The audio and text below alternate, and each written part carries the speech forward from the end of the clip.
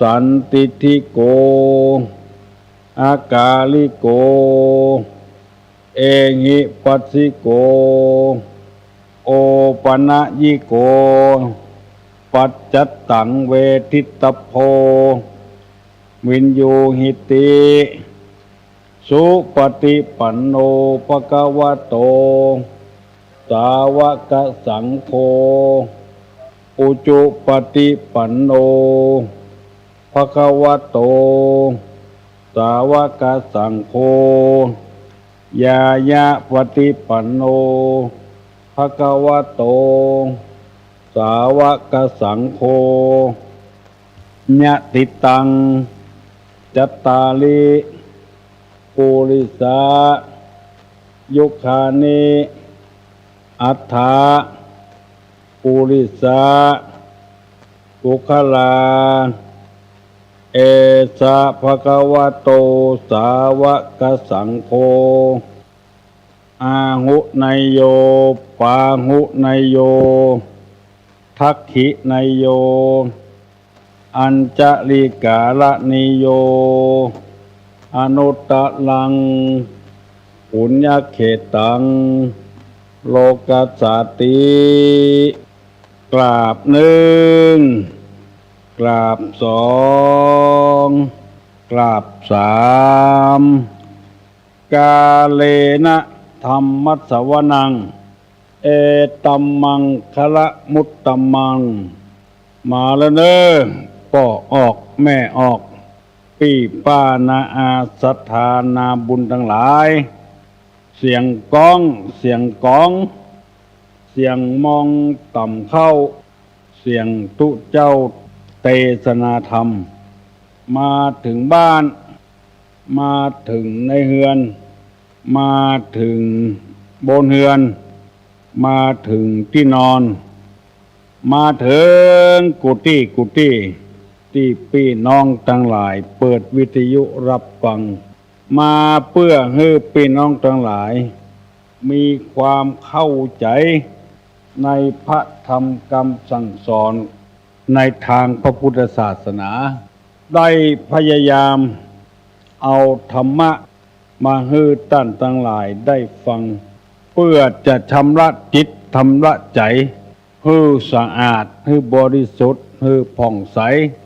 ของอันใดที่มันสะอาดมันบ่เป็นพิษบ่เป็นภัย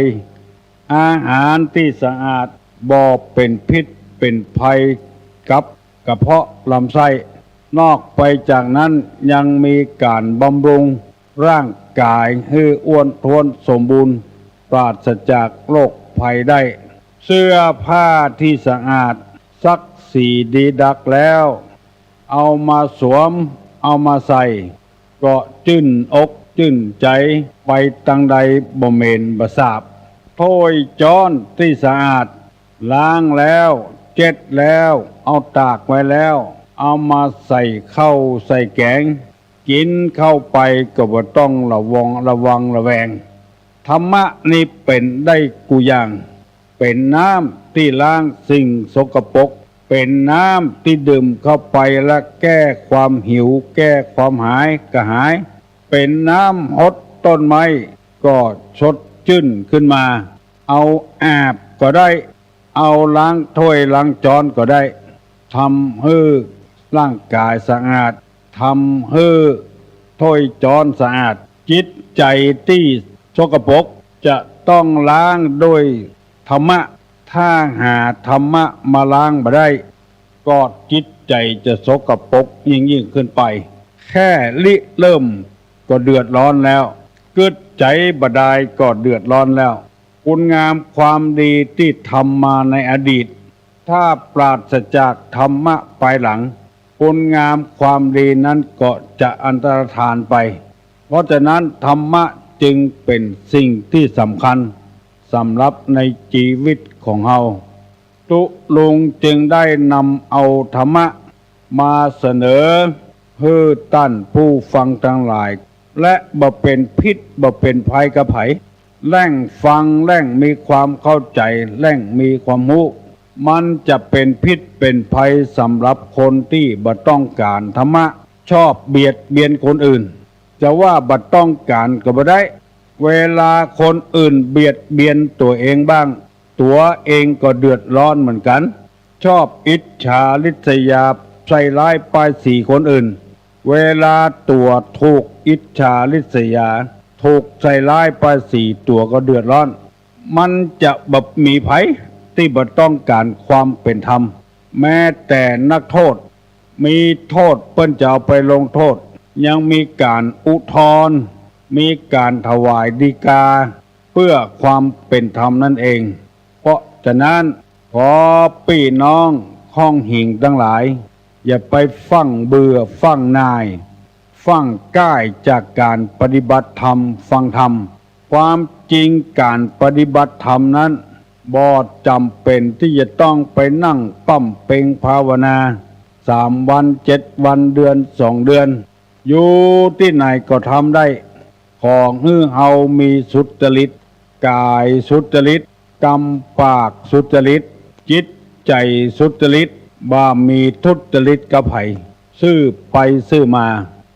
ทำตัวเหมือนพระอรหันต์ถึงแม้นเฮาบ่ใจเป็นพระอรหันต์ก็ทำตัวเหมือนพระอรหันต์พระอรหันต์มีลักษณะอย่างใดใครรู้พระอรหันต์มีลักษณะเช่นใดพระอรหันต์เวลาเอามือจกเข้าใน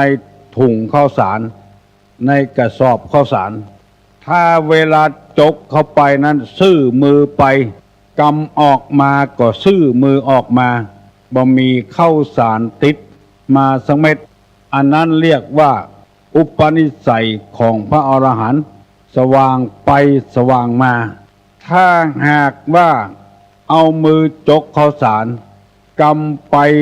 เหยียดมือไปกำออกมางอมือออกมาเข้าสารติดมาโดยอันนั้นแหละคือบัจจัยนิสัยของพระอรหันต์หวังผลประโยชน์เข้าสนตัวนักลำไปนึกว่าทรัพย์สมบัติที่ได้มานั้นจะอยู่กับเฮาตลอดไปกุ้มเท่าเต้าตายจึงบหันหน้าปี้บหันหน้าน้องตัดขาดกันไปเหียเลยเพราะเหตุว่าบกบุญอยู่ในทรัพย์สมบัติเกินไปอันนี้เป็นลักษณะของคนที่บักให้สนใจในธรรมถ้าคนอื่นทำอย่างอี้พ่องตัวเองก็เดือดร้อนเหมือนกันตุลงมีกรรมโบราณกรรมหนึ่งจะมาเล่าให้พี่น้องทั้งหลายได้ฟังเป็นคติเตือนอกเตือนใจกรรมโบราณเปิ้นว่าอย่าไปเข้าวัดเมื่อแก่อย่าไปฮักพ่อฮักแม่เมื่อตายฟังดีๆอย่าไปฮักพ่อฮักอย่าไปเข้าวัดเมื่อแก่อย่าไปฮักพ่อฮักแม่เมื่อตายอันนี้เป็นสุภาษิตกรรมโบราณคือฮักพ่อฮักแม่เมื่อบ่แก่คือเข้าวัดเมื่อบ่แก่คือฮักพ่อฮักแม่เมื่อบ่ตายอันนี้เป็นสุภาษิตกรรมนี้หมายความว่าเชื่อใดญาติทิกาวงศาทั้งหลายคงจะหูแล้วเพราะเชื่อใดเปิ้นว่าบ่ฮื้อไปวัดเมื่อแก่คือเข้าวัดเมื่อแก่เพราะว่าเท่าแก่แล้วดักแห้วบ่หมานหัวงอกซุนซานใจการบ่ได้ปวดแข้งปวดขาหูบ่ดีตาบ่ดีเนี่ยหยังก็บ่ได้ไปนั่งขวางหูขวางตาคนอื่นเป็นกำกึดเพราะว่าเท่าแล้วแก่แล้วเช่นจะไปวัดไปห้องน้ำห้องส้วมก็ยากเดินไปก็ปวดแข้งปวดขาอาศัยรถคนอื่นไปกลัวเปิ้นรำคาญสารพัดอย่างเวลานี้บ้านเฮาเมืองเฮามีคนเข้าวัดเมื่อหนุ่มเมื่อกำเป็นจำนวนมากเพราะว่าเมื่อหนุ่มเมื่อกำนี้มีสติมีปัญญาดีได้ยินคำสอนของ พระพุทธศาสนา จากพระสงฆ์พระเจ้ามีความจำเป็นพิเศษแล้วนำไปปฏิบัติเหมือนกับคนที่ไปค้าไปขายไปกาดไปลีไปเจ้าได้ขายของเสี่ยงก่อนคนไปขวายคนไปขวายนี่เปิ้นเลิกกาดอันนี้แล้วไม่มีไปซื้อแล้วเพราะฉะนั้นกรรมที่ว่ายังบัดตันเท่าเตื้อเอาหนังสือสวดมนต์มาอ่านเป็นกรรมที่ฮื้อข้อมูลที่ผิดพลาดเป็นอย่างมากอันนี้เป็นกรรมคนเฒ่าคนแก่เบิ่นเล่าไว้ทำอันยังทำเร็วๆทำอันยังรีบด่วนทำเมื่ออายุหนุ่มอายุกำเฮาว่าจะท่าเมื่อแก่มันบ่แน่บ่นอนบางทีบัดตันแก่สกรรมบัดใจเป็นต้าเฮามันอาจจะเป็นต้าคนอื่นขี่รถขึ้นรถไปเกิดอุบัติเหตุขึ้นแข้งหักขาห้านไปเสียก่อนหรือตายไปเสียก่อนก็บ่ได้มีโอกาสไปวัดไปวาไปเมื่อหนุ่มๆกำๆตุลงไปที่วัดพระธาตุดอยคำเปิ้นเอาธรรมะสัญจรไปตกนิหันประธานหน่วยอบรมประชาชนประจำตำบลเรียกว่าอปต.และนายกองค์การบริหารส่วนตำบลเรียกว่าอบต.ร่วมกับกำนันผู้ใหญ่บ้านคณะกรรมการศรัทธาผู้เฒ่าผู้แก่ร่วมกันจัดกิจกรรมที่แรกตุลุงก็คิดว่าจะบ่มีคนเพราะว่ามันไกลลุกจากบ้านดอนปีนลุกจากบ้านตำนักลุกจากแม่เหียลุกจากบ้านปะจี้ลุกจากบ้านตะข้ามลุกจากหลายหมู่บ้านที่จะขึ้นไปโดยคำนั้นมันบ่ใจของใกล้ปรากฏว่าเกินคาดเลยพี่น้องศรัทธาตำบลแม่เหียป้อนหนานป้อน้อยคนเฒ่าคนแก่ไปรวมตัวกันบนธาตุนั้นเต็มลานวัดโล้นมาเพียดทางนอกละเอ็กละอ่อนคนหนุ่มคนกำปากันไปนั่งท่าฟังตุเจ้าเทศม่วนงันสันเล่าเป็นที่อภิรมย์จมจื่นยินดีถ้าไผ่สามารถได้จัดอย่างอีกกูบ้านกูตำบลจะทำให้คนไปวัดเมื่อหนุ่มเมื่อกำบัดใจว่าถ้าไปวัดเมื่อเฒ่าเมื่อแก่แล้วก็ม่วนใจตัวคนที่ไปมีความเป็นกันเองต้อนรับขับสู้อย่างดีปอดตุลุงเข้าไปประธานอบต.ประกาศว่าตุลุงมาแล้วเนอะศรัทธานายกทั้งหลายลุกยืนขึ้นประนมมือเนอะกล่าวต้อนรับเป็นอย่างดีคิดไปคิดมาแล้วน่าอนุโมทนาเป็นอย่างมากไปเตอะเนอะคนหนุ่มคนกำไปวัดไปวาเมื่อหนุ่มถ้าบ่มีโอกาสบ่มีเวลาก็มาเป็นอย่างขอฮื้อสนใจในธรรมะธรรมโมนักไปฟอกไตไปป้าใส่แม่ออกคนหนึ่งเป็นเจ้าหน้าที่จวนฮื้อตุลุงไปที่หมอตาอันนี้ก็เข้าวัดเมื่อหนุ่มเหมือนกันยังหนุ่มยังกำอยู่สนใจพระสงฆ์พระเจ้าที่ทำประโยชน์ให้แก่สังคมให้แก่พระพุทธศาสนาบัดใจว่าเพิ่นจะงอมเข้าอุปถากกูตนก็หาไม่พระสงฆ์พระเจ้าองค์ใดที่ทำประโยชน์ให้แก่สังคมให้แก่พระพุทธศาสนานักเพิ่นช่วยเหลือบอกว่าจะเป็นหมอครับเป็นพยาบาลกันถึงแม้นบัดมาวัด ก็ชื่อว่าเข้าวัดละคืออุปถัมภ์อุปถากทุเจ้าผู้บำเพ็ญประโยชน์เพื่อแก่สังคมเพื่อแก่พระพุทธศาสนาก็นับว่าเป็นอานิสงส์อย่างหนึ่งที่ทำให้ทุเจ้าได้สบายอกสบายใจเพราะยุคนี้สมัยนี้มันเป็นยุคที่เอาใจกันยุคที่มีเส้นมีสายกันถ้าบ่มีเส้นบ่มีสายก็เดือดร้อนแต่ไปนั่งท่าก้นจนพอด้านบ่มีไผเลี้ยวแลบ่มีไผพ่อไผก้อยบ่มีไผมาตักมาต่อถ้ามีเส้นมีสายก็ยังแขวนไว้มันจะเป็นธรรมชาติก็บ่ใช่ยามเป็นจะเป็นคิวก็บ่ใช่เด้อเพราะมันมีหั่นอย่าง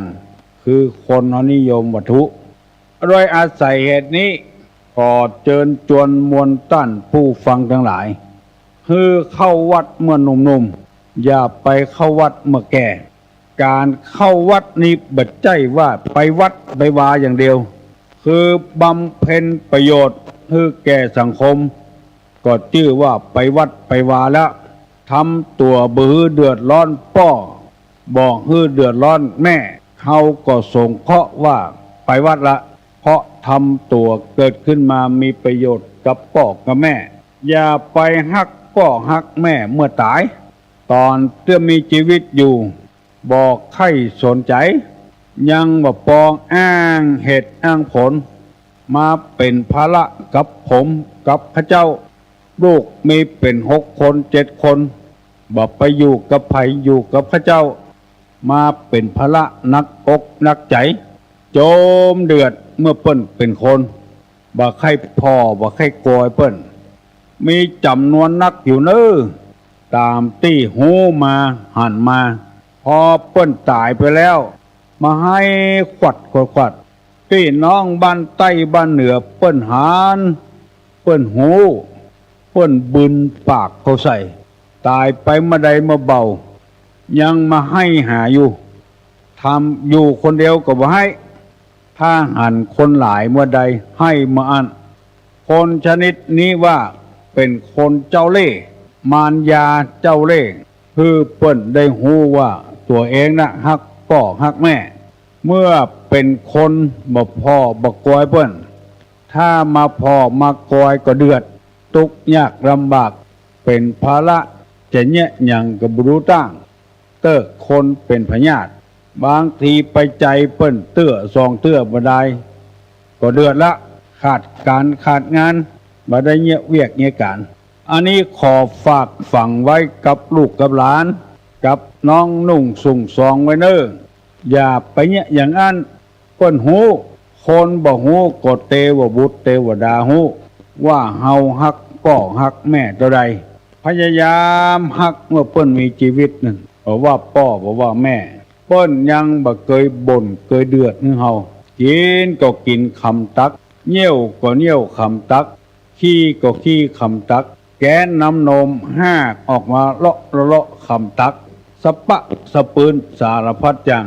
ยิ่งในสมัยโบราณสมัยเหลือบ่เดียวว่าเดียวนี้ยังเอานมกระป๋องผสมกับน้ำให้กินแต่ก่อนมันบ่มีเจอีตำเข้าก็ดีตำเข้าอยู่หูฟังหาลูกก่อนแว่ก็สวะห่างมองคือไผ่พ่อไล่ไก่ไว้หะตัวเองมา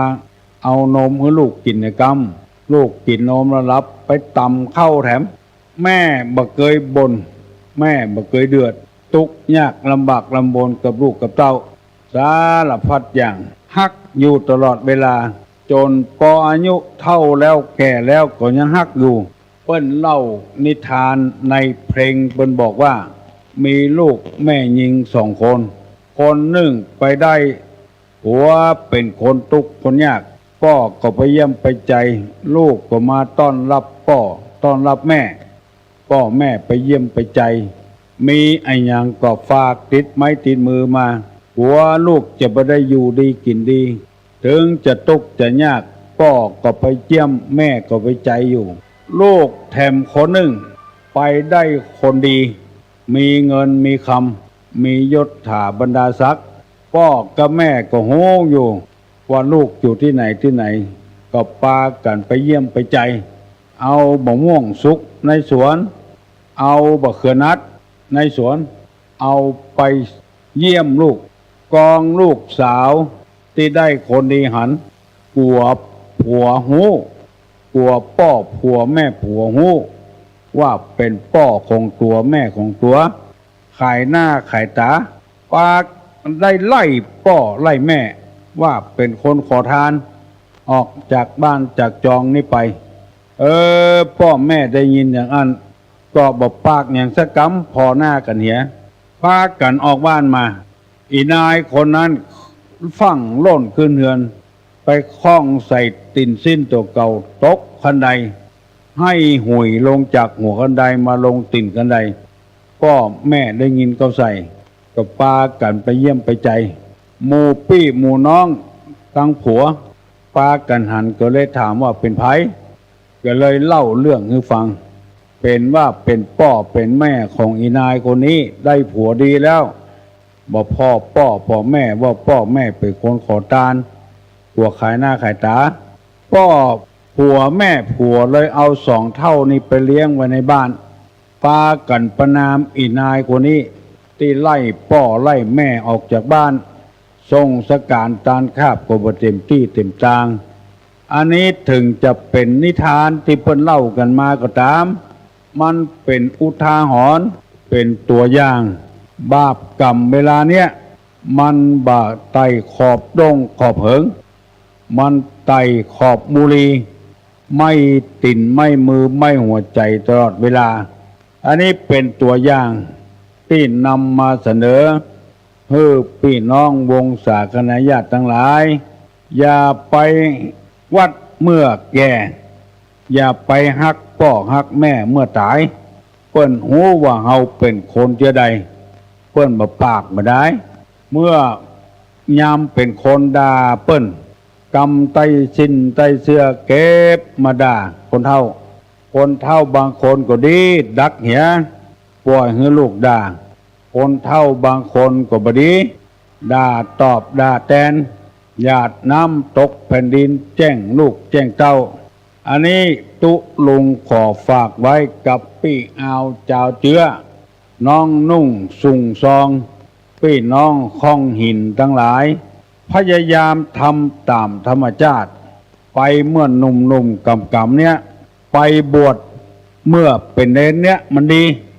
ได้หูได้ยินนักไปบวชเมื่อเฒ่าเมื่อแก่นิสัยเดิมมันยังมีอยู่ห่วงเข้าห่วงของอยู่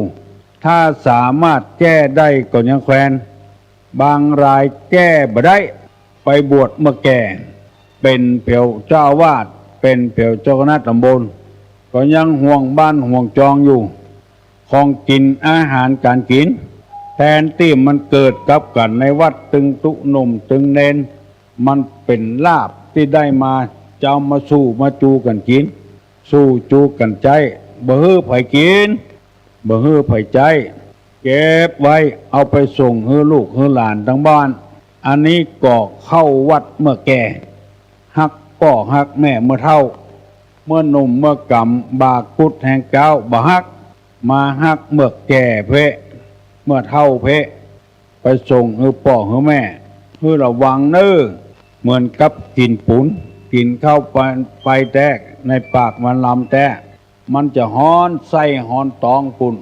มันบ่เป็นที่หน้าอภิรมย์จมชื่นยินดีหยังเอาละเน้อตุลงจะปั่นปอนละเน้อยกมือไหว้เน้อจักว่าเป็นกำเมืองเว้ยเพิ่นบ่เคยว่ากำไทยอายุวัฏโกธนะวัฏโกสิริวัฏโกญัสสะวัฏโกปละวัฏโกวันนะวัฏโกสุขวัฏโกโหตุสัพพตาทุกขโลกาพญาเวลาโสกาจันตุจุปตวาอเนกาอันตริญาปิวินาสันตุจเตจสาวุธาปจายโนจัตตาโลธรรมาวัฏันติอายุวันโนสุขังปลัง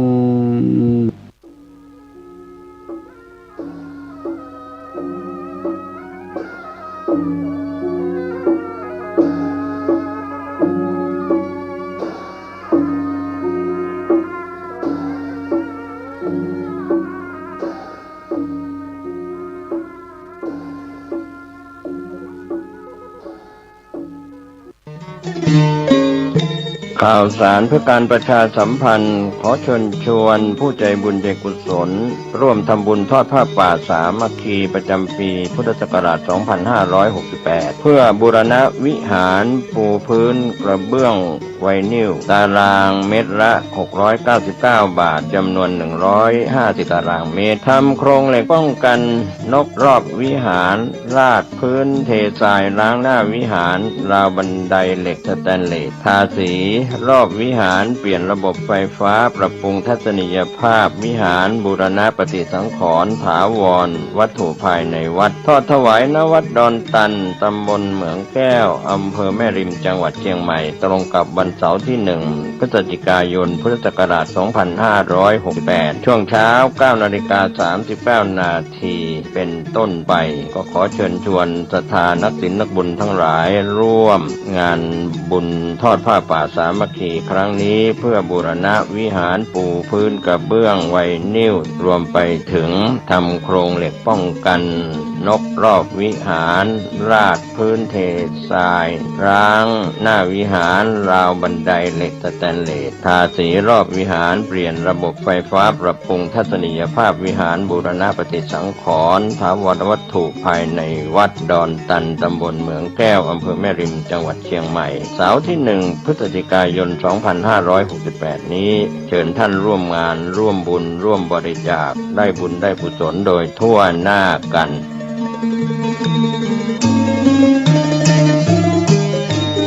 ธงชาติและเพลงชาติไทยเป็นสัญลักษณ์ของความเป็นไทยเราจงร่วมใจยืนตรงเคารพธงชาติด้วยความภาคภูมิใจในเอกราชและความเสียสละของบรรพบุรุษไทยประเทศไทยรวมและเชื้อชาติไทยเป็นประชารัฐผ้าไทยของไทยทุกส่วนอยู่ดำรงคงไว้ได้ทั้งมวลด้วยไทยล้วนหมายรักษาพันยินไทยนิรักสงบแต่ถึงรบไม่กล้าเอกราชจะไม่ให้ใครคุมขีสละเลือดทุกอย่างเป็นชาติทะเลพลังประเทศชาติไทยทวีมีชัยชโย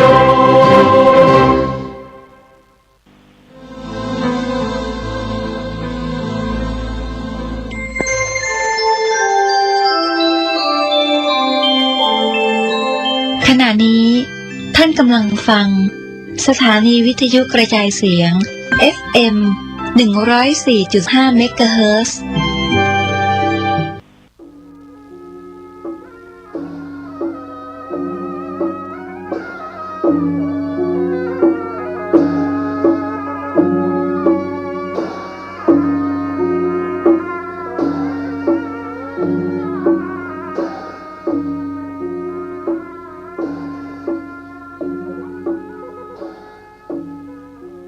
ขอความเจริญในธรรม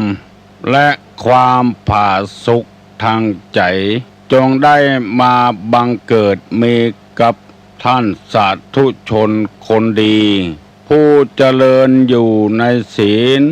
ผู้เจริญกินในธรรมตลอดถึงคุณพ่อคุณแม่ผู้ให้กำเนิดคุณครูบาอาจารย์ผู้ประสิทธิ์ประสาทความรู้คุณงามความดีที่ท่านทั้งหลายได้กระทำปั้มเป่งมาในอดีตและกำลังจะทำอยู่ในเวลานี้เสื้อวัดเสื้อวาเสื้อบ้านเสื้อเมืองสิ่งศักดิ์สิทธิ์ทั้งหลายมีพระสยามเทวาธิราชพระธาตุเจ้าดอยสุเทพจังหวัดเชียงใหม่พระธาตุเจ้าหริพูนชัยจังหวัดลำพูนพระธาตุเจ้าลำปางหลวงจังหวัดลำปางและพระธาตุเจ้าดอยกองมูจังหวัดแม่ฮ่องสอนตลอดถึงครูบาเจ้าศรีวิจัยนักบุญแห่งล้านนาไทยเป็นต้นก็ได้มาปกปักรักษาท่านผู้เจริญในศีลในธรรมทุกท่านทุกคนให้มีความสุขกายและสุขใจเหมือนกันทุกท่านทุกคนตลอดกาลนาน ก่อนที่จะได้ดำเนินรายการต่อไปนี้ขอเชิญชวนมวลท่านสาธุชนทั้งหลายได้ไหว้พระเพื่อให้เกิดความเป็นสิริมงคลกับตัวกับครอบครัวกับธุระการงานกับการเดินทางขับรถขับรางต่อไปปนมมือเน้ออะระหังสัมมาสัมพุทโธภควาพุทธังภคะวันตังอภิวาเทมิกราบสวากขาโตภควตาธัมโมธัมมังนัมมัสสามิกราบสุปฏิปันโนภควโตสาวกสังโฆสังฆังนะมามิกราบอันธรรมยังพุทธัสสะภควโตบุพภาคณะมะกะลังกะโลมะเสนะโมตัสสะภะคะวะโตอะระหะโตสัมมาสัมพุทธัสสะนะโมตัสสะภะคะวะโตอะระหะโตสัมมาสัมพุทธัสสะนะโมตัสสะภะคะวะโตอะระหะโตสัมมาสัมพุทธัสสะพุทธังสรณังกัจฉามิธัมมังสรณังกัจฉามิสังฆังสรณังกัจฉามิตุติยัมปิพุทธังสรณังกัจฉามิตุติยัมปิธัมมังสรณังกัจฉามิตุติยัมปิสังฆังสรณังกัจฉามิตติยัมปิพุทธังสรณังกัจฉามิตติยัมปิธัมมังสรณังกัจฉามิตติยัมปิสังฆังสรณังกัจฉามิอิติปิโสภะคะวะอะระหังสัมมาสัมพุทโธวิชชาจารณะสัมปันโนสุขโตโลกาวิทูอนุตตโลปุริสาธรรมสารถิสัทธาเทวมนุสสานังพุทโธภควติสวากขาโตภควตาธัมโมสันติทิโกอากาลิโกเอหิปัสสิโกโอปัญญิโก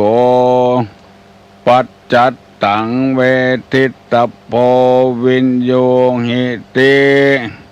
สุปฏิปันโนภควโตสาวกสังโฆโอโจปฏิปันโนภควโตสาวกสังโฆญาญาปฏิปันโนภควโตสาวกสังโฆสามิจิปฏิปันโนภควโตสาวกสังโฆญาติตังจัตตาลิปุริสายุคานิอัตถาปุริสาบุคลาเอสาภะคะวะโตสาวกสังโฆอาหุไนโยปาหุไนโยทักขิไนโยอัญจริกาลนิโยอนุตตลัง ปุญญเขตังโลกัสสาติกราบหนึ่งกราบสองกราบสามกาเลนะธรรมัสสวนังเอตัมมังคะละมุตตะมังแปลว่าการฟังธรรมตามกาลเวลาเป็นมงคลอันประเสริฐมาแล้วเนอะพ่อออกแม่ออกญาติกาวงศาทั้งหลายเสียงก้องเสียงกองเสียงมองต่ำเข้าเสียงตุเจ้าเทศนาธรรมโบราณท่านว่าเป็นเสียงที่ประเสริฐเป็นเสียงที่ฟังแล้วเหมาะเจาะบันนักบันน้อยเกินไปเสียงนี้ท่านจะได้ยินกูเจ้าตั้งแต่6 โมงถึง7 โมงเพื่อได้ประกาศสัจธรรมคำสั่งสอนในทางพระพุทธศาสนาเพราะพระองค์ได้แสวงหาด้วยความยากลำบากในที่สุดพระองค์ก็เลยตัดสินใจเพื่อเอาธรรมะไปเผยแพร่แก่คนที่ต้องการฟังธรรมปฏิบัติธรรมเพื่อมีความรู้เพิ่มเติมยิ่งขึ้นหวังมรรคหวังผลคือพระนิพพานเป็นที่จ้างที่เปิ้งแต่แล้วเมื่อคนเฮาทุกวันนี้บ่เป็นพระอริยะแต่บางคนก็ตั้งอยู่ในกัลยาณธรรมบางคนก็ตั้งอยู่เป็นปุถุชนเป็นคนธรรมดาเมื่อกัลยธรรมอยู่ที่ไหนที่หั่นก็มีความสุขบานหวานใจเปิ้งปะอาศัยกันได้ง่ายบ่มีอันยังเป็นสิ่งที่น่ากลัวน่าเดือดร้อนน่าฮ้อนใจธรรมะนี้บ่เคยเป็นพิษกับไผสักคนถ้าคนนั้นนำไปใจให้มันถูกตี้ถูกทางถ้าบ่ถูกตี้บ่ถูกทางก็เป็นพิษเป็นภัยกับคนอื่นแต่ด้านคนใดปฏิบัติต่างรับธรรมะฮ้อนก็ได้อาบอยากก็ได้กินนอนหลับก็มีความสุขตื่นขึ้นมาก็มีความสุขบ่มีผลเสียหายที่บางครอบครัวนั้นผัวจะไปเมียบ่ฮื้อไปเมียจะไปบ่ฮื้อผัวไปเพราะเหตุว่าเรื่องหลายอย่างบ่มีหยังกินพ้องกาทะเลาะเบาะแว้งกันมาก่อนกาทำให้เดือดร้อนกันเองส่วนธรรมะนี่บ่ฮื้อไผได้เดือดร้อนอยู่คนเดียวปฏิบัติก็ได้ปฏิบัติเป็นหมู่ก็ได้ทำให้กายสงัดเมื่อกายสงัดแล้ว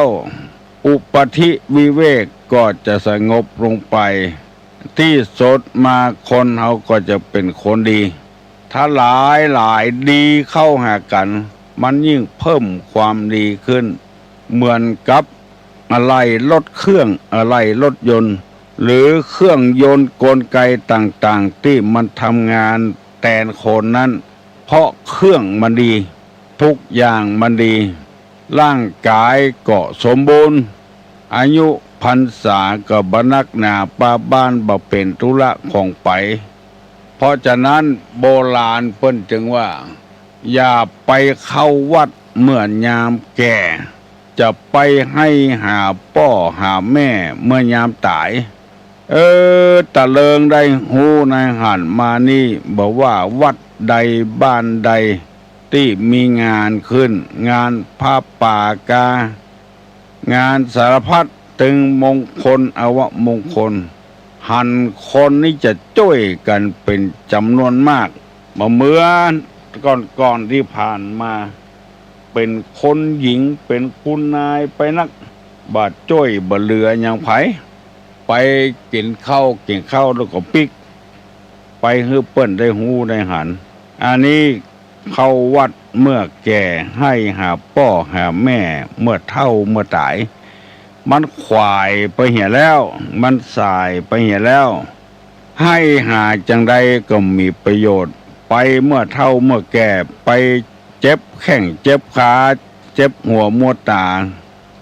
เวทนาเกิดขึ้นนักกว่าสุขเวทนาจึงขอเชิญชวนมวลท่านผู้ฟังทุกคนและยินดีกับผู้คนได้เสียสละเวลาชั่วโมงเดียวบ่ได้ตั้งอกตั้งใจฟังพระธรรมคำสั่งสอนพระสัมมาสัมพุทธเจ้าเปิ้นโอวาทตุกมันมีประจำกูตัวคนมีวิธีที่จะหลีกเลี่ยงมันได้คือพยายามจะไปบ่นหามันจะไปเสาะหามันเปิ้นเป็นก็เป็นตัวเปิ้นบ่ต้องไปเดือดไปบ่นอะไรอย่างเพราะมันหลีกเลี่ยงบ่ได้เมื่อตะวานี้ตุลุงได้นำเอาเรื่องความทุกข์10ประการมาบรรยายให้พี่น้องทั้งหลายฟังได้ข้อเดียวข้อที่ว่าสภาวะทุกข์อันนี้ทุกข์ไปตามสภาวะตามจำประจำของสังขารคือว่าทุกข์เพราะแก่เพราะเจ็บเพราะตายได้อธิบายไปแล้วมันตึงบ่โป้นไปได้สักคนเรียกว่าสามัญลักษณะที่เสมอกันเป็นของสามัญชนคนรวยคนจนเจ็บหลังเจ็บเอวเจ็บแข้งเจ็บขาเจ็บหัวมัวตาปวดหั่นปวดนี่มีสิทธิเป็นเต้าเดียวกันหมดอันนี้เรียกว่าสภาวะทุกข์ข้อที่สองว่าปกิณณกทุกข์แปลว่าทุกข์จรข้อที่สามว่ามินิพพัทธทุกข์คือทุกข์เนืองนิดข้อที่สี่ว่าพยาธิทุกข์เพราะเป็นพยาธิข้อที่ห้าสันตาปทุกข์คือความร้อนลุ่มหรือลุ่มร้อนได้แก่ความกระวนกระวายข้อที่หกว่าวิปากทุกข์เพราะผลกรรมทุกข์เพราะวิบากข้อที่เจ็ดว่าสหคตทุกข์ไปด้วยหรือทุกข์เข้ามากำกับกันข้อที่แปดว่าอาหารปริเยถาทิฏทุกข์เพราะอาหารการกินเข้าไปแล้วทำให้เจ็บมือปวดข้อที่เก้ากล่าวว่าวิวาทมูลทุกข์ที่มีวิวาทเป็นมูลเป็นข้อเก้าข้อที่สิบว่าทุกขขันธ์แปลว่าทุกข์รวมยอดหมายถึงเอาสังขารที่รวมมาเข้ากับขันธ์ห้าหมู่นี้เป็นต้นได้อธิบายพี่น้องทั้งหลายฟังไปแล้วหนึ่งข้อแล้วคือสภาวะทุกข์เป็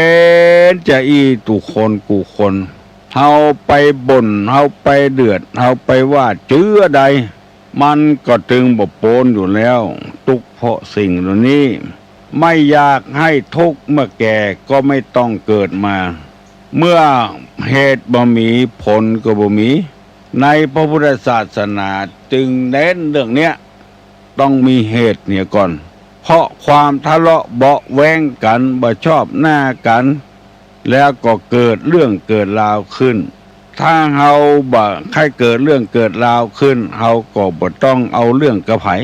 ทุกข์เพราะชราทุกข์เพราะพยาธิทุกข์เพราะมรณะก็อย่างเดียวกันบ่อยากให้ความทุกข์นี้เข้ามาสู่ตัวมีวิธีเดียวคือบ่เกิดขึ้นมาเมื่อบ่มีเหตุก็บ่มีปัจจัยบ่มีเลยบ่มีผลเพราะมีเหตุและมีปัจจัยสนับสนุนและจึงมีผลเหมือนกับเฮาเกิดมาเนี่ยเป็นต้นเหตุมีปัจจัยทำให้ต้นเหตุช่วยเหลือกันงานจะทำอะไรจะสำเร็จก็เพราะว่าเฮาช่วยกันทำเฮาบ่เดือดร้อนบ่บ่นให้ไผฟังมีก็หมออย่างเดียวจะได้ฮู้ว่าหมอทายบ่ออกเด้อ เพิ่นก็จะเอายา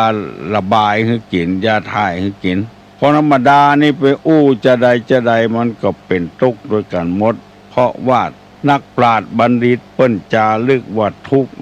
108ข้อที่2ปะกินนกะทุกข์ปะกินนกะทุกข์หมายความว่า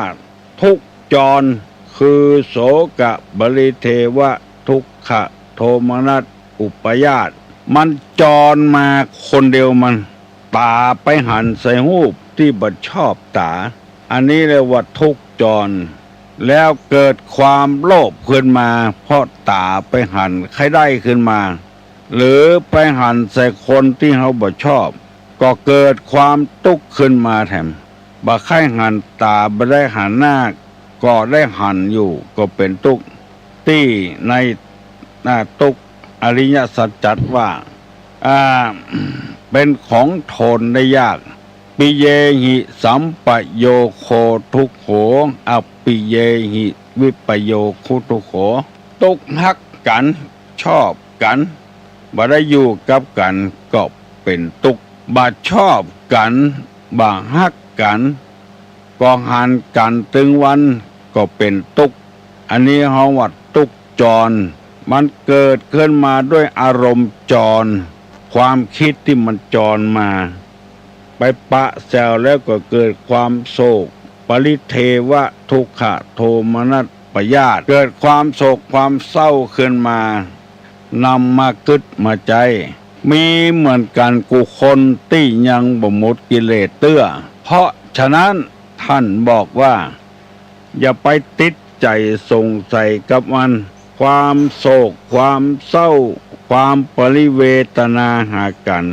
ความโทมนัสขับแค้นอกขับแค้นใจมีหลายคนเคย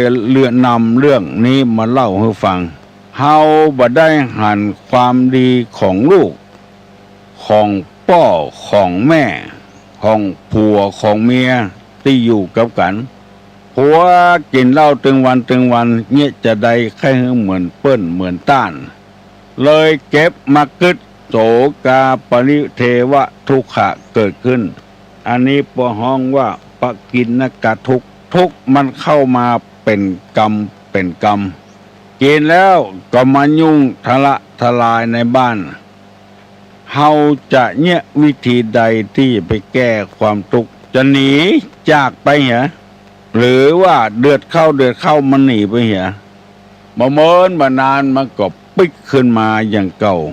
หนูเกียดถือกองหลัวมาอยู่ด้วยการเมินไปก็อย่างเดียวกันนั้นแล้วมันเหมือนกันกู้คน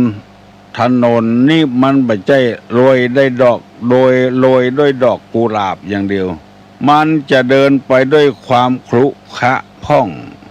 เอาขยะมาถมถนนหนทางพ่องหมดเนี้ยเดินสะดวกพ่องบ่สะดวกพ่องเปิ้นบอกว่ากลัวพี่น้องเฮาทุกคน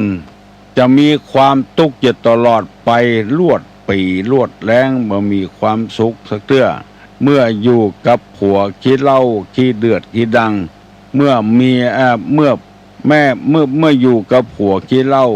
ได้เมียเป็นคนขี้เล่นได้สตางค์มาก็เข้าบ่อนเข้าพายเอาไปเล่นหวยเล่นแชร์หมดก็เป็นทุกข์จรขึ้นมาว่าอย่างนี้กันบ่ได้วิธีแก้มันจะใดท่านบอกว่าขอให้มันเป็นธรรมชาติพอคุณงามความดีของมันพ่องเมื่อเขาพอคุณงามความดีของเขาพ่องมันน่าจะอภัยให้กันอยู่ด้วยกันได้เฮาไปมุ่งแต่จะฮื้อเปิ้นดีอย่างเดียวและตัวเฮาดีหุบ่ดีหุบ่ได้พิจารณาบ่ได้มองตัวเก่าบ้านถึงเป็นจะได้มันเป็นจะอันก็เพราะว่ามันจะต้องมีเหตุมีผลอย่างใดอย่างหนึ่งแล้วบอกว่าไผตุกจรเนี่ยมันจะตุกมาคนเดียวมันซื้อหวยบ่ถูกก็เกิดเป็นตุกละตุกจรเมื่อเฮาบ่ซื้อมันบ่ถูกเฮาก็บ่เดือดร้อนเพราะเฮาบ่ได้เสี่ยงกระต่างเฮาซื้อมันลงไปสงสัยจะถูกแล้วมันบ่ถูกสักกรรมตุกจรนี่มันก็บ่เกิดขึ้นเพราะฉะนั้น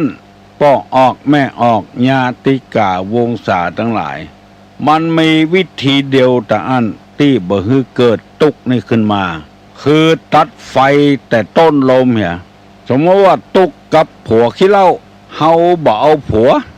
กลัวมีเรื่องมีราวกันเอาอกเอาใจกันซักผ้าซักควงเฮ้อทำอาหารการกินเฮ้อมันบ่แล้วสักเตื้อกินแล้วยังบ่พอบ่นตัวแถมเดือดตัวแถมของกินบ่ล้ำอาหารบ่ล้ำเข้าบ่ล้ำตัวแถมตัดไฟเหี่ยต้นลมเลยอย่าไปดังมันขึ้นมา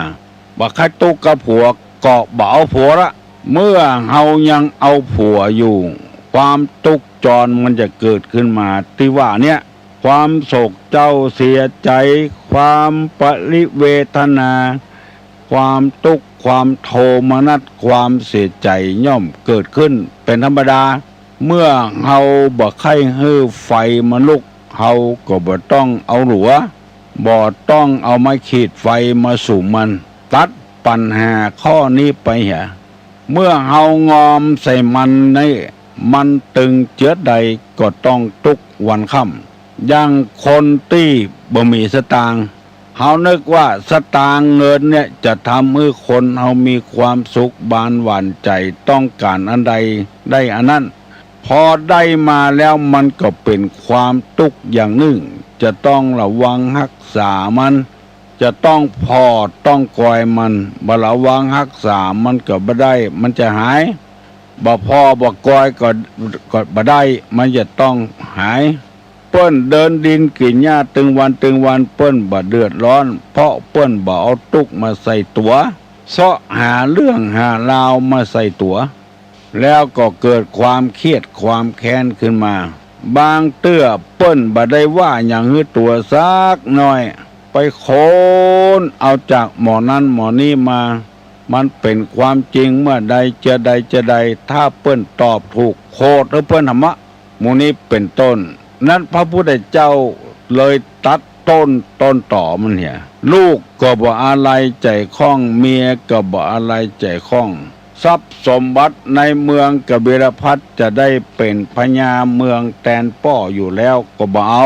เปิ้นฮื้อตัดไฟแต่ต้นลมเมื่อตัดอย่างอี้แล้วเฮาก็บ่มีตุกในอันนั้นใครได้ควายมาเลี้ยงนึกว่าจะมีความสุขก็เป็นตุกกับควายแถมละมัดเปิ้นไว้บ่ฮื้อน้ำเปิ้นก็บ่ได้ต้องเอาน้ำให้เปิ้นกินมัดเปิ้นไว้บ่ฮื้อหญ้าฮื้อเฟืองก็บ่ได้จำเป็นต้องไปเสาะมา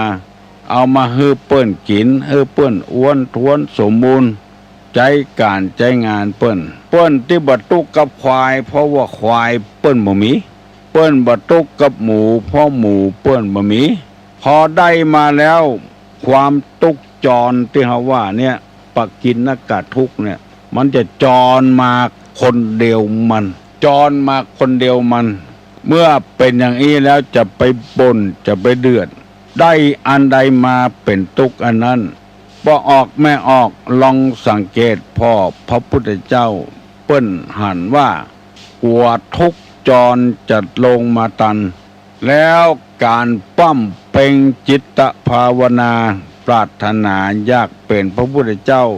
มันจะบ่เกิดขึ้นจะมีขึ้นเพราะเฮามัวไปตุกกระวนกระวายกับสิ่งเหล่านี้เมื่อ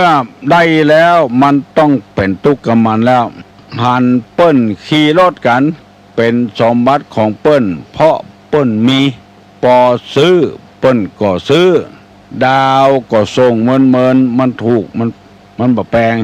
เฮานี่มีเงินน้อยเดียวเอาไปดาวรถแล้วละเดือนต่อไปจะได้งานทำบ่ได้งานทำบ่ฮู้พอบ่ได้งานทำเกิดทุกข์จรขึ้นมาเวทนาโศกะปริเทวะทุกขะโทมนัสความเสียอกเสียใจมันก็เกิดขึ้นเมื่อเฮาโหสภาวะอย่างนี้แล้วเฮาบ่ต้องไปติดไปพันกับมันเฮาเกิดเป็นทุกข์นักลำไปสมัยบัดเดี๋ยวนี้คนเฮาบ่ได้คุ้นเคยกับศาสนาคุ้นเคยกับวัดกับวาโหนความทุกข์เข้ามาใส่ตัวอยู่เรื่อยๆถามว่ารถเก่ามีไหนมีฮะนะเตื้อใจไปไหนไก่มันบ่รู้ต่างตัวลุงก็ยังว่านะกะ ฟังเสียงมันก็พ่อนแก้ผ่อนเอาก็ได้มันบ่เป็นหยังสำหรับคนที่มีจิตใจเข้มแข็งมันจะเป็นอันหยังก็เพราะว่าคนมีจิตใจบ่เข้มบ่แข็งรถเก่าก็ดีซ่อมรถใหม่ก็ดีส่งหิหากาขายมาตึงเจ้นตึงจาดบ่มีหยังลักฐานเป็นของตัวสักอย่างที่บ้านก็บ่มีเฮือนก็เจ้าของเปิ้นอยู่แทนที่เฮาจะเสาะเงินเสาะทองหาที่บ้านที่จองไว้อยู่ยามเมื่อเฒ่าเมื่อแก่บ่มีเงินเดือนกินบ่มีเงินเดือนจะไปฮื้อกับเจ้าเปิ้นเฮาบ่ได้เกิดสั้นลำไปอาศัยเหตุผลดังเนี้ยพระพุทธเจ้าของเฮาจึงได้ตัดสินใจมีพระเมตตาธรรมแสดงธรรมให้แก่คนทั่วไปเพราะว่าคนนั้นจะเป็นไผจะเป็นเชื้อใดชาติใดป้อใจไม่ยิงเทศนาธรรมให้ฟังหมดพระองค์จึงมีเมตตาธรรมปนภพปนชาติไปเห็นแล้วบ่ได้มายุ่งกับทุกข์เหล่านี้ซึ่งมันตรงกันข้ามกับคนเฮาธรรมดาเนี่ยบ่มีเมตตาธรรมหันแก่ตัวหันแก่ได้ลองเปิ้นเฮียนแบบก็เดือดร้อนมีการฟ้องการร้องกันเอาสูตรในหนังสือสวดมนต์แล้วเอามาพิมพ์ขายแทนไม่แทนที่จะบอกว่าถ้าไผจะทำบุญทำทานอยากจะแจกหนังสือสวดมนต์นี่เอาพิมพ์ต่อก็ได้อันนี้อ่านไปไปสงวนลิขสิทธิ์เนี่ยตัวคนเดียวนะเป็นคนพิมพ์ขายจะได้โรยเหี่ยคนเดียวมั่งมีสีสุขเหี่ยคนเดียวหนังสือบางเล่มอ่านจัดม่วนเป็นดีใครพิมพ์แจกจ่ายพี่น้อง10 ชาวชาวบ้านจะได้ช่วยกันอ่านจะได้คลายจากความกำหนัดยินดีต่างๆกิเลสเบาบางลงไปอ่านไปสงวนลิขสิทธิ์ใครจะพิมพ์ต่อไปแจกต้องไปขอลิขสิทธิ์เก่าของเปิ้นเอาของเปิ้นมาขายกำอู้ของเปิ้นเอามาขายกำโหของเจ้าบ้านไปติดต่อขอเปิ้นเล่าให้ฟังตัวก็เขียนไปเอามาพิมพ์เป็นหนังสือเล่มน้อยๆสงวนลิขสิทธิ์เนี่ยเกิดความทุกข์ขึ้นมาคนใดถ้าไปพิมพ์ต่อเขียนต่อก็ต้องฟ้องต้องร้องกันนั่นละอันนี้มันทุกข์จรขึ้นมาถ้าตัดสินชนะคนหนึ่งก็ไปถูกข้อเขียเกิดทุกขเวทนาทุกข์จรขึ้นมาเจอจังอีกถ้ามีใจเอื้อเฟื้อเพื่อแผ่เหมือนกันหมดกูคนเหมือนกับพ่อกับแม่ฮื้อลูกฮื้อเต้าถึงวันเนี่ยกล้าใจกล้าจ่ายอาหารกลางวันก็ฮื้อไปกล้าเทอมกล้าหน่วยกิจกล้าไอ้อย่างต่างๆบำรุงสถานศึกษาก็ฮื้อไปเพราะเมตตาธรรมจากพ่อจากแม่ตกนั้นก็บัดจรขึ้นมาเพราะว่าเป็นหน้าที่ของเฮาที่จะต้องช่วยเหลือคนโบราณเปิ้นถนนว่าตี้มนักเพราะว่าเบิกได้ตามเปิงใจไผมีแหงเอาแหงไปขุดได้นักได้น้อยตามบ้าตามแหงของตัวบางคนมีแหงนักน้อยมีลูกมีหลานช่วยกันก็ได้ของนักตามเปิงอกเปิงใจเวลานี้คนมันนักขึ้นหันว่าอยู่ย่างกันแบบเหี้ยมโหดอันยังไปสงวนลิขสิทธิ์หมดบ่มีใจเอื้อเฟื้อเพื่อแผ่อย่างเสียอย่างขายแล้วจะเอาสตางค์เข้าใส่กระเป๋าหมดบางทีเอาไปฝากเปิ้นขายบ่ได้ขายก็เกิดความทุกข์ขึ้นมาเสียดายของขายไปแล้วคนขายบ่สตางค์ก็เกิดความทุกข์มีพระพุทธเจ้าตนเดียวบ่ห่วงอันยังสักอย่างเลยตัดห่วงที่เขาว่าหายโหงนั่นบ่มีความทุกข์ความยากอันยังกลับไปพัวพันทุกข์จรก็บ่มีเกิดขึ้น ตัดไฟเหี่ยต้นลมบ่ต้องให้มันมาพัวพันกับเฮา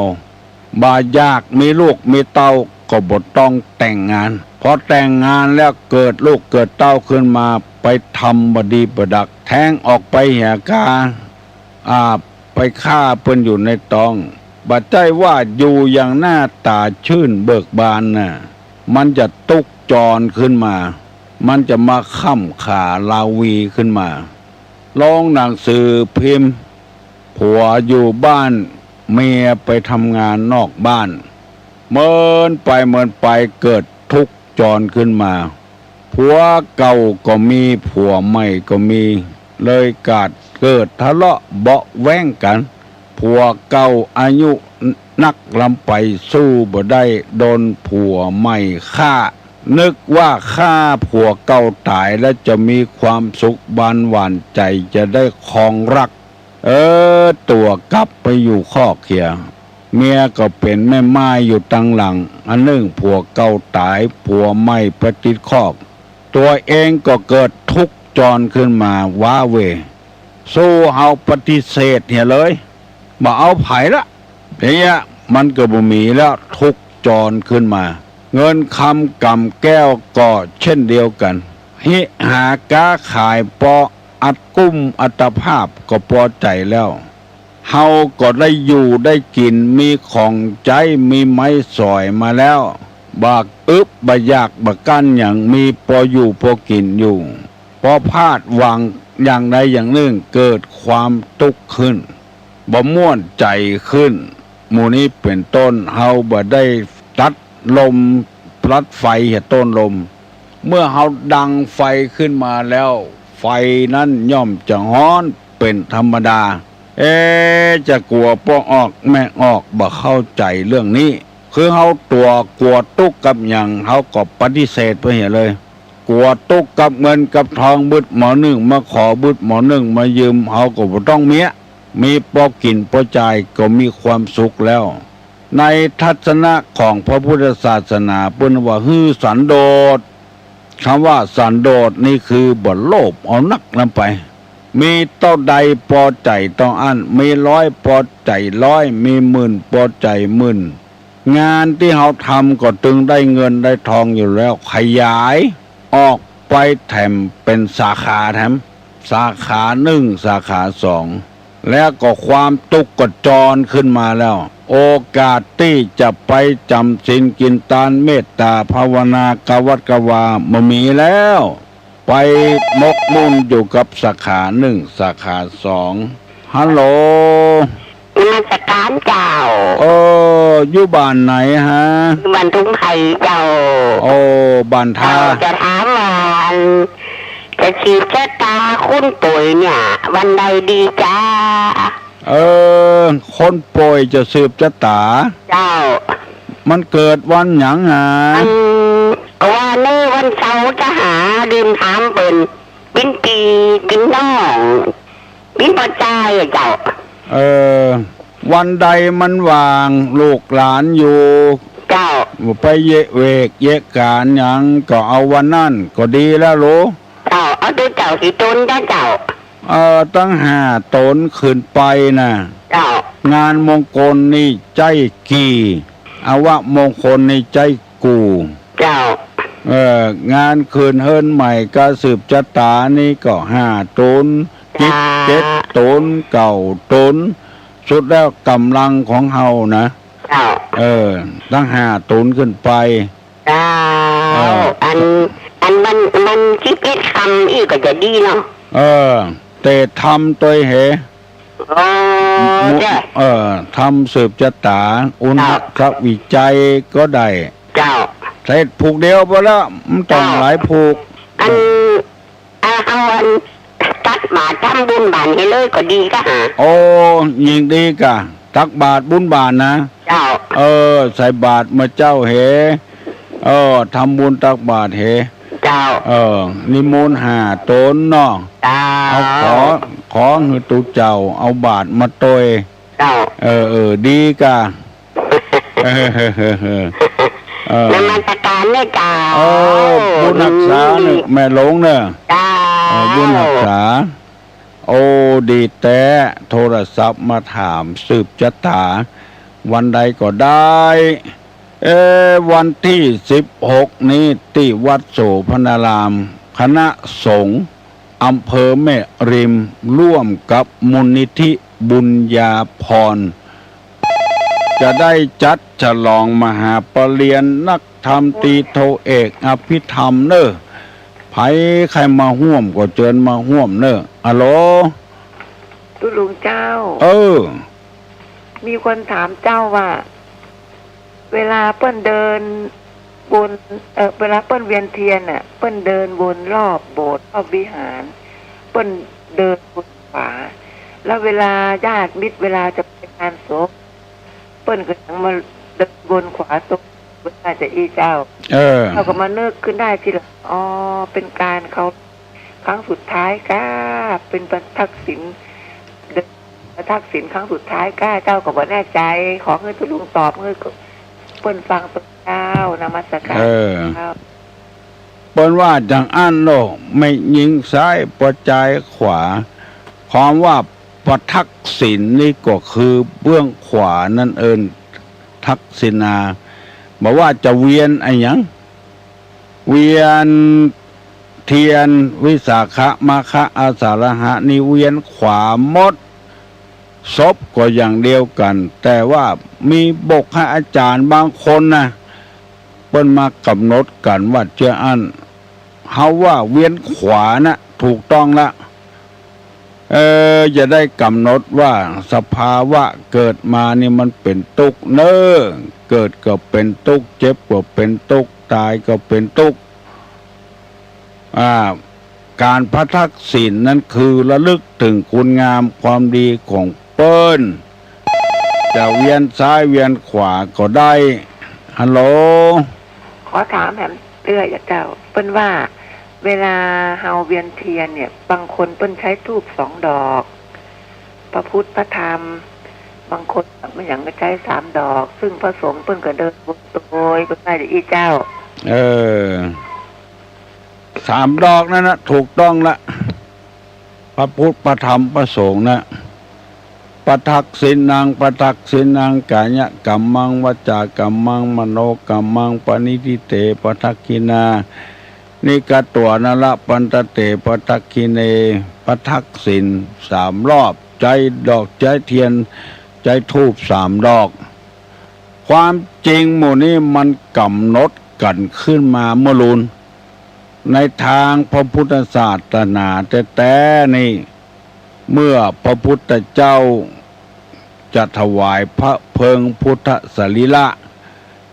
ก็ปากันขมาศพโดยเวียนเทียนแล้วธูปกี่ดอกเทียนกี่ดอกเปิ้นไม่ได้กำหนดเอาไว้เปิ้นขอให้เวียนเทียนต่ออันเพราะฉะนั้นสุดแล้วแต่ใจหาได้มาเท่าใดก็เอาเท่าอันอย่าไปให้ความตุกจรมันเกิดขึ้นความโศกาปริเทวทุกขโทมนัสอย่าไปให้เกิดขึ้นในจิตในใจให้ตัดภละเหียมือ10 นิ้วนี่ก็ได้เปิ้นเรียกว่ามือ10 นิ้วไก่กิ้วเกษาแตนมาลาดอกไม้ให้เอานึกถึงคุณงามความดีของเปิ้นจะบ่ให้มีการทกกันเถียงกันไผได้กี่ดอกก็เอาเวียนไปได้เวียนดีตีแต่ก็เวียนขวาแต่นะตุลงขอประชาสัมพันธ์อาจจะได้นิมนต์ตุเจ้าคณะจังหวัดรองเจ้าคณะจังหวัดพระครูแถมเลขาจังหวัดแถมเจ้าคณะตำบลทุกตำบลในอำเภอแม่ริมมาเจริญพุทธมนต์ใครขอเมตตากับป้องออกไม่ออกทั้งหลายตุเจ้ากับเนนที่สอบได้ปีแล้วจะมาฉลองปีนี้มีถึง90 กว่ารูปมันมีปัญหาอยู่ที่ว่าเงินรางวัลจะเอาฮื้อละอ่อนนั่นได้กำหนดกันไว้แล้วว่าบอกว่านักธรรมชั้นไหนจ จะเอาถวาย500 บาทใครเป็นเจ้าศรัทธากับตุลุงก็ขอเจอเนิดตั้งแต่วันนี้เป็นต้นไปจะมีตุเจ้าอยู่ในวิหารวัดโสพนารามนี่ต้อนรับวันที่16นี้ไผมีจิตศรัทธาจะเอาเข้าหม้อแกงหม้อการลงทานการมาร่วมทำบุญก็ได้พร้อมกันนี้ขอนิมนต์ตุเจ้าทุกวัดมาเป็นกำลังใจให้ละอ่อนที่จะถวายทานก็เฉพาะตุเจ้าที่เจริญพุทธมนต์ต่ออันหมู่นั้นเฮาปากกันมาสนับสนุนให้ละอ่อนวัดเฮาก็แปลงกันแล้วแปลงปล่อยหลวงวิจิตรพิสดารแต่เฮาลืมสร้างคนละอ่อนเฮียนนักธรรมมาด้วยความอุตสาหะวิริยะช่างคนให้เป็นคนดีเหี่ยพ่องไปสร้างกวิหารสร้างโบสถ์สร้างกุฏิอย่างเดียวเราต้องสร้างคนให้เป็นคนโดยเขาศึกษาธรรมะโดยความอุตสาหะวิริยะของเขาเพื่อกระตุ้นเพื่อพระพุทธศาสนานี้จะให้ดียิ่งขึ้นไปโดยที่ว่าถ้าว่าปริยัติอันตรธานไปเหี่ยแล้วพระพุทธศาสนานี้จะอยู่ในโลกนี้บ่ได้คือหมายความว่าอันตรธานนี่มันหายไปชิบหายไปคือคนบ่เฮียนศีลบ่เฮียนวินัยบ่เฮียนธรรมวันที่16นี้คณะสงฆ์ร่วมกับมูลนิธิบุญญาภรณ์จะได้จัดงานฉลองขอเชิญชวนมวลญาติพี่น้องทั้งหลายที่ฟังตุลุงทุกวันถ้ามีจิตใจจะร่วมทำบุญอันนี้จะว่ากำหนดกฎเกณฑ์ก็กำหนดกฎเกณฑ์ยอมรับเพราะว่าเขาจะให้คนหมอก100-200นี่มันก็บ่กุ้มกล้าลดกล้ายางเขา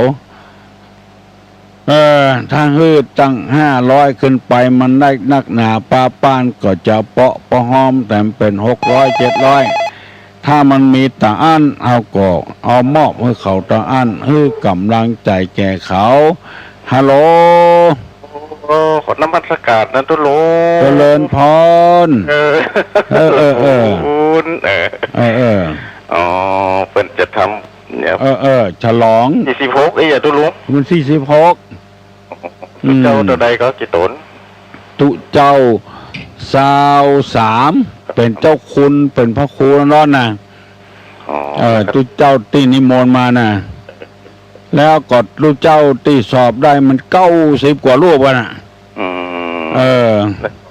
95-45หมดไป 40,000 ป่ายแล้วเนาะมหาปเรนนะก็4ประโยคใน1,000 4ประโยคก็4,000ไม่2ตนก็8,000นะเนาะมันบ่มีงบประมาณที่ไหนบ่เหมือนกับเจ้าบ้านเจ้าจองอ่ะต้องอาศัยพระสงฆ์บริจาคช่วยกันอันก็ขอรวมทำวันที่16นั่นจะขอร่วมทำบุญกับตุลุงเนาะโอ้ยินดีเนอะบุญธรรมเนอะผมอันเนี้ยวันนั้นก็ไปพุ่นก็อันนี้เนาะประกาศเนี่ยเนาะตุลุงเนาะที่ไหนผมไปจะไปพุ่นนะครับไปตุลุงนะไปที่เพิ่นจะทำพิธีกับวันนั้นนะเนาะวันที่16นะอันหนึ่งเนาะตุลุงที่16น่ะหอยเข้าไปยินดีเนอะอย่าเป็นเจ้าภาพโดยก่อนเนาะครับอันหนึ่งเนาะอันหนึ่งจะเข้าไปวันที่16แล้วตุลุงอยากจะถามตุลุงว่าเขาจะป้องประตูบ้านแน่นอนประตูอันนั้นหมายถึงว่าบ้านเนี่ยมันมีประตูกำลังเนาะมีละประตูแล้วเขาจะบ้องแห่งประตู1เนี่ยตุลุงจะดีป่ะตามปกตินี่มีประตูเดียวมีประตูเดียวโอ้ได้กะแล้วก็มันก็หัวเดียวกันนั้นแล้วเขาจะบ้องแห่งประตูได้เนาะเป็นได้กะโหได้มีพิธีอย่างมามีอย่างแก้ตุลุงบ่มีหยัง อ๋อวันดีก็คือดีเนาะลุงเนาะก็ใครคือดีแต่น้อยก็จุดธูปจุดเทียนบอกแม่พ่อธรณีเจ้าตี้นะเพื่อความสะดวกสบายเนอะแม่ธรณีเจ้าตี้เนาะจุดธูปจุดเทียนบอกคือเพื่อนเนี่ยพอแล้วได้กะบอกเตอะแปลงเตอะลุงตัวเจ้าก็ไฟฟ้ากับตัวลุงเนาะตรงนั้นตัวเจ้าเราไม่ได้ถามตัวลุงไม่ได้ถามเราฟังดีแต่งั้นกับวันที่16ผมก็เข้าไปให้ตัวลุงเนาะดีครับมาเตอะเนาะบอกว่าใกล้ว่าเจ้าเลยตัวลุงแหละฮะตอนเจ้าเนาะ9 โมงไปเพียว9 โมงถึงเที่ยงกันแล้วละครับผมครับกินข้าวกินน้ำกับบ้านไผ่บ้านวันนะครับวันที่16วันนั่นตัวลุงครับขอกันนมัสการเจริญพรเนอบุญธรรมเนอบุญรักษาพี่น้องวงศาคณาญาติแล้วก็เปิ้นฝากมาว่าวัดศรีวังทานเนอวันที่20นี่ฮัลโหลครับไว้สาถามปัญหาครับรากเจ้าของพระพุทธศาสนาคืออะไรอย่างใครเป็นผู้รักษานี่ข้อที่1ครับข้อที่2ถามสั้นๆทุกประจำสังขารคืออะไรอย่างนะครับแต่ว่าไปวัดสันปะควายตุเจ้ามาแว่ถามมันเป็นปู่อะไรอย่างตุลุงถามดีใบดีเงาตอนนี้ก็ถามปัญหาปู่อะไรอย่างไผ่ตอบได้กับปู่นี่ก็ตอบเนอะฮัลโหลครับไว้สาครับได้ยินแล้วโลหลวงพ่อครับผมก็ถามปัญหากับลุงตะกี้ครับเปิดถามมานักแล้วเนาะผมถามว่าพระพุทธเจ้าน่ะก่อนที่แสดงธรรมนะอุปมาดอกบัวสีเหล่านั้นก่อนต่อเป็นภาษาบาลีผมครับคนตะกี้นะครับตอบว่าไงรุดไปเหี้ยมาแหวตุลุงเดี๋ยวว่าเป็นดีกันหัวมันเป็นปู่อะไรอย่างตุลุงถามแค่ตรงนี้ฮัลโหลครับได้ยินกะตุลุงได้ยินไหมครับได้ยินอันนี้ผมตุเจ้ายองวัดน้องเอ๋ยนะครับน้องเอ๋ยกะครับตุเจ้า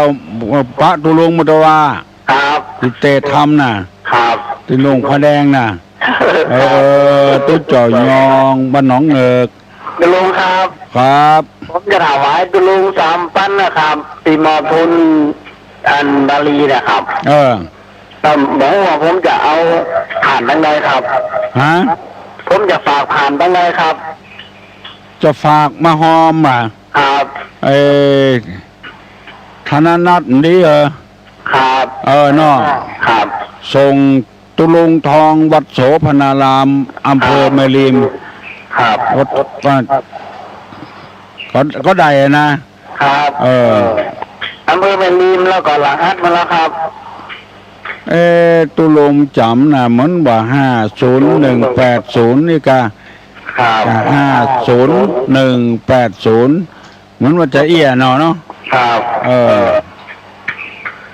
ครับถ้าจะทำบุญนะครับวันนี้19นี่จะเป็นวันเกิดคอยเลยอยากถวายก่อนวันที่16นี่นะ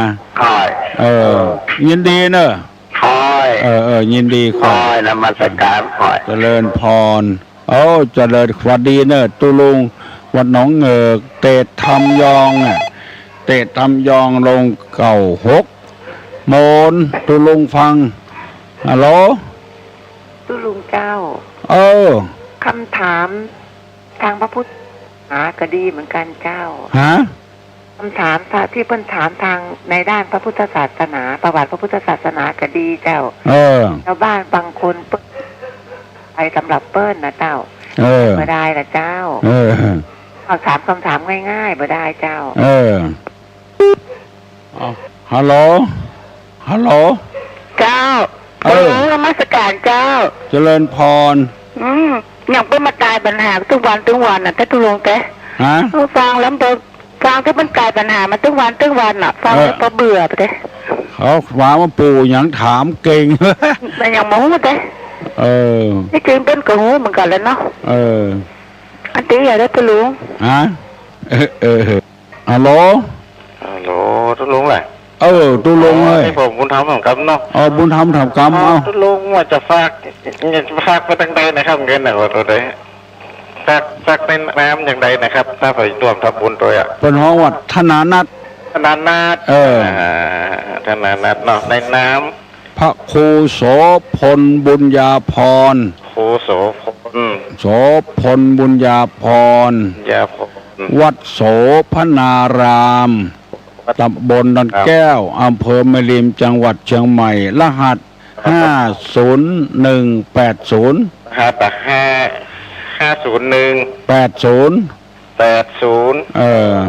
50180เนาะรหัสนะดอนแก้วครับตุลุงตำบลดอนแก้วอำเภอแม่ริมครับจังหวัดเชียงใหม่พระโคโสพลบุญญาพรครับพรนี่วัดว่าพรนี่พอสำเภารอเรือนอนเนนมกรันวัดโสพนารามตำบลดอนแก้วอำเภอแม่ริมจังหวัดเชียงใหม่รหัส50180ครับฝากธนานัทมาก็ได้เอามาช่วยศาสนานะไม่ใช่ช่วยตุลงนะเนาะครับทางไหนก็ได้อนุโมทนาไปแล้วครับผมครับแล้วก็ขอให้เจ้าวาดวัดในอำเภอแม่ริมรวบรวมจตุปัจจัยที่ใส่ซองไปนั้นเรียรายบอกปุณพอออกไม่ออกมาช่วยกันเฮาบ่มีเงินงบประมาณที่ไหนสักอย่างแต่ว่านี่อบต.เปิ้นฮือมา50,000มันบอกกุ้งฮัลโหลสวัสดีครับเจริญพรครับผมครับถามก็แล้วครับตุ๊ดเจ้ามานอนบ้านเนี่ยจะดีกว่าครับวัดมีเปลือกเปเตอเนาะยังมานอนเนาะครับจะเปิ้นมาไก่แล้วเปิ้นมาขอนอนบ้านเข้าตากับเข้าในบ้านเนี่ยจะดีตานั่นดีกะตาให้เปิ้นในบ้านนะครับกำนี้เปิ้นมาขอนอนในบ้านส่งให้เปิ้นไปวัดปุ่นเนอะบัดถ้าให้เปิ้นนอนบ้านครับมันบัดใจที่นอนของตัวนะถ้าตากับเข้าให้เปิ้นบนบ้านนี้ได้กะเป็นหยังครับครับขอบคุณครับสวัสดีครับไอ้เนี่ยอย่างจะอ่านหาวัดวาเปลือกเปเตอสร้างอยู่เป็น10 ล้าน20 ล้านบ่นอนมันเป็นที่คฤหัสถ์นินทานะบัดนี้เรามีเพศต่างจากคฤหัสถ์แล้วอาการกิริยาใดๆของสมณะเราต้องทำอาการกิริยานั้นๆสมเด็จพ่อของเราเป็นคนสอนเราก็จะไปฝืนคำสอนของพ่อเราฮัลโหลมัสการเจ้าตุลุเจ้าเจริญพรเจ้าขอประกาศคาหลวงปู่พระอิสระนะเจ้าขอตาคาหลวงปู่พระอิสระจ้าพระอิสระเนี่ยยังไงมันจะมาจังใหม่มันมาไปถวายห่มในหลวงวันที่19ที่แม่ฮ่องสอนนะเจ้าที่แม่ฮ่องสอนนะแล้วก็วันที่3จะมาที่จังใหม่เฮานะเจ้าจะถวายโฮบในหลวงแถมกรรมวันที่20นี่ที่วัดไหนที่วัดที่แม่ฮ่องสอนเจ้าแม่ฮ่องสอนเจ้าบ้านโหเนอแต่วัดแห่งโหนะเจ้าเชียงใหม่นี่มาที่ไหนฮะเชียงใหม่จะมาที่อันไหนละเด็กเจ้าตอนเที่ยงวันเลยเจ้าดอนสะเก็ดโรงพยาบาลไหนละเด็กเจ้าโรงพยาบาลแม่และเด็กเจ้าตอนเที่ยงนะเจ้าที่3นะเจ้าไปจะมอบเพื่อคนบ้านกันให้ทุกเจ้าอันนี้ปัจจุบันมาบรรยายทำแล้วก็ออกรายการโทรทัศน์อันกาวันที่20เนาะตอนเที่ยงเนาะตอนเที่ยงพี่น้องทั้งหลายลูกศิษย์ของพระอิสระเปิ้นจะมามาจังหวัดเชียงใหม่ตอนเที่ยงมาที่โรงพยาบาลแม่และเด็กผู้ได้รับฟังรายการนี้จำไว้พระบุญอิสระเปิ้นจะมาแม่ฮ่องสอนมาเชียงใหม่ตอนเที่ยงเปิ้นจะออกสถานีวิทยุช่อง11ขอประกาศให้รับทราบโดยทั่วกันฮัลโหลสาธุเจ้ามี ได้สองสามคนที่ถามว่าจะส่งจะให้ตัวลุงเนี่ยถ้าแบบรวยที่สุดเนี่ยเขาส่งแบบออนไลน์เปล่าออนไลน์เปล่าไปถึงที่ไปรษณีย์ค่ะบอกที่การเงินว่าขอส่งเงินแบบออนไลน์แล้วเชื่อประมาณ40 กว่าบาทนะ6 นาทีถึงจะเจริญพรไผ่ที่จะส่งเงินมาร่วมทำบุญฉลองบาเรียนซ่องมาตั้งออนไลน์วะน้องพิสมัยเพิ่นบอกเสี่ยง40 กว่าบาทอะถ้ามันเร็วที่สุดด่วนที่สุดตุดลงก็บ่ใครรบกวนไผ่นะแต่มันใกล้เข้ามาแล้วงบประมาณตังใดก็บ่ได้ไปขออบต.แต่ละอบต.เพิ่นว่าเพิ่นตัดงบประมาณไปหมดแล้วหมดในปีนี้แล้วบ่ได้แล้วขอบริจาคก็บ่ได้สภาวัฒนธรรมตำบลดอนแก้วเพิ่นบอกว่าอดสาตุลงมา50,000มันด่วนนี่ลำไปถ้าบ่เป็นการยุ่งยากก็ยกมือ10 นิ้วก็พอแล้วเนอะบอกออนไลน์ออนเลยอย่างละถ้าว่ามีจิตศรัทธามาร่วมกันก็ดิ้งเข้าป่าอาหารคนอำเภอแม่ริมจะเป็นคนเลี้ยงบัดเดี๋ยวนี้มันหมดเวลาแล้วเนอะล้ำมาเป็น4 นาทีพุ่นแล้วยกมือไหว้เนอะตุลุงจะปั่นปอนแล้วอายุวัฒโกธนวัฒโกสิริวัฒโกญัสสะวัฒโกปะละวัฒโกวันนะวัฒโกสุขะวัฒโกโหตุสัพพตา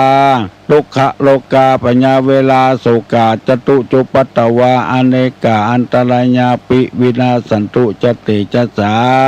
สัพพิติโยวัจจันตุสัพพโลโกวินาสตุมาเตภวะตวนตรายโยสุขีติคายุโกภวะอภิวาตานาสีริสานิจังวุธาปจายโนจัตตารโอธรรมาวัฏันติอายุวันโนสุขังปะลัง